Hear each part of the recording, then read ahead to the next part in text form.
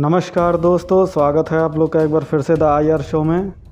तो दोस्तों, पहली बार भारत ने अपना एक ऑफिशियल स्टैंड जो है वो अफ़गानिस्तान पे लेके अपना बताया है और साथ ही साथ एक ग्लोबल मंच से एक भारत ने ये बता दिया है कि उसकी क्या थिंकिंग है और उसकी क्या व्यूज़ हैं अफ़गानिस्तान के मैटर को लेके।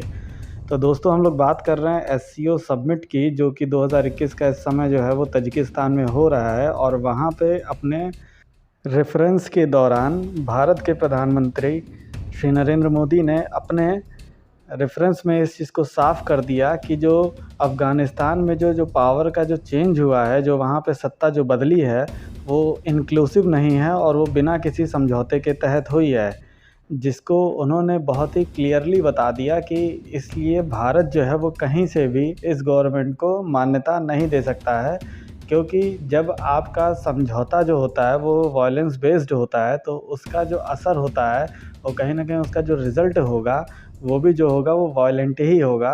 तो इसलिए जो है भारत ने कहा है कि इसलिए जो विश्व के जो तमाम देश हैं, जो ग्लोबल कम्युनिटी है, उसको जो है अफ़गानिस्तान की सरकार को मान्यता देने से पहले कई बार सोचना चाहिए और बिना किसी हड़बड़ाहट के इस पर आराम से जो है विचार करते हुए फ़ैसला लेना चाहिए, ना कि जल्दबाजी में बस किसी तरह अपने इंटरेस्ट को साधने के लिए, अपने इंटरेस्ट को देखते हुए जल्दी से जो है अफ़गानिस्तान की सरकार को मान्यता दे देनी चाहिए। तो इसलिए पूरे विश्व को जो है किसी भी तरीके की जल्दबाजी से बचना चाहिए।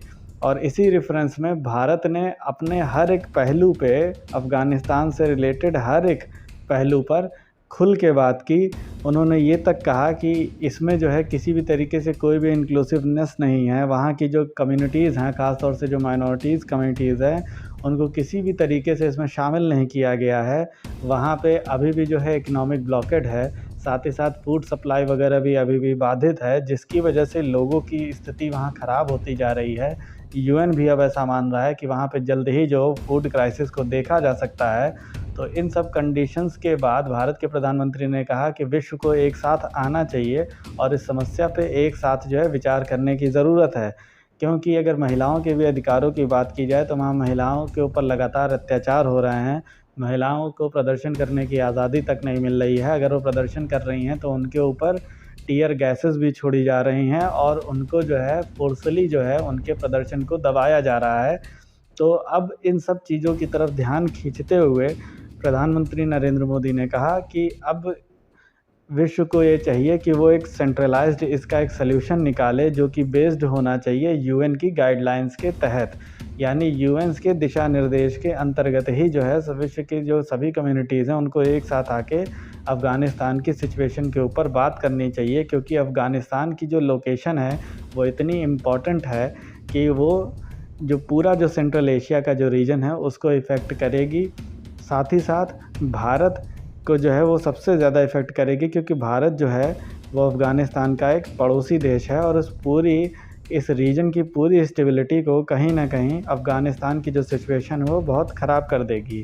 साथ ही साथ जो रेडिकलाइजेशन का जो मुद्दा है उसको भी जो भारत के प्राइम मिनिस्टर हैं उन्होंने पूरी बुलंदी के साथ उठाया और ये बताया कि रेडिकलाइजेशन का कितना ज़्यादा एक ख़राब असर हो सकता है, ये हमको क्लियरली रूप से अगर कहीं देखने को मिल सकता है तो वो है अफ़गानिस्तान। और अफ़गानिस्तान की सिचुएशन को ही एग्ज़ाम्पल बनाते हुए जो विश्व के जो कई जो टेररिस्ट ऑर्गेनाइजेशन हैं वो इसको एग्ज़ाम्पल बनाते हुए वो और जगहों पे कब्ज़ा करने की कोशिश करेंगी। इसलिए हमें ज़रूरत है इस चीज़ से जल्द निपटने की।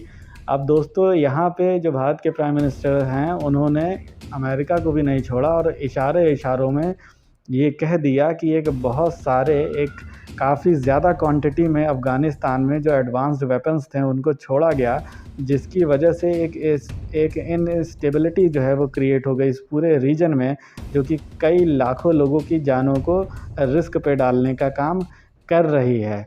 तो अब इसलिए अब चाहिए हमें ये कि हमें एक होके, एक यूनाइट होके जो है हमें इस पे एक्शन लेने की ज़रूरत है। और जो भी देश इनको समर्थन दे रहे हैं, यहाँ भारत के प्रधानमंत्री का सीधा इशारा चाइना और पाकिस्तान की तरफ था।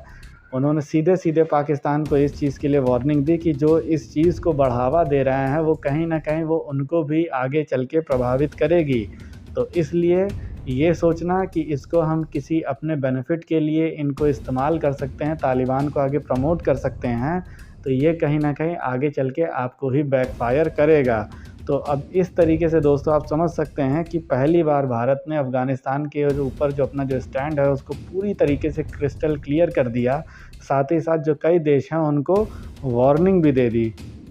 तो दोस्तों अब आपका क्या कमेंट है और आपकी क्या राय है इस पूरे इशू पे? आपको क्या लगता है कि भारत ने जो ये बेबाकी से जो अपना जो स्टैंड रखा है ये कितना सही है और कितना गलत है, या इसमें और कुछ बातों को ऐड करने की ज़रूरत थी? तो अपनी जो आपकी राय है उसको कमेंट बॉक्स में ज़रूर लिखिए। वीडियो अगर अच्छा लगा हो तो प्लीज़ लाइक करिए। चैनल को जिन्होंने सब्सक्राइब ना किया हो प्लीज़ सब्सक्राइब करें। थैंक यू दोस्तों, thank you for watching the video. जय हिंद, जय भारत।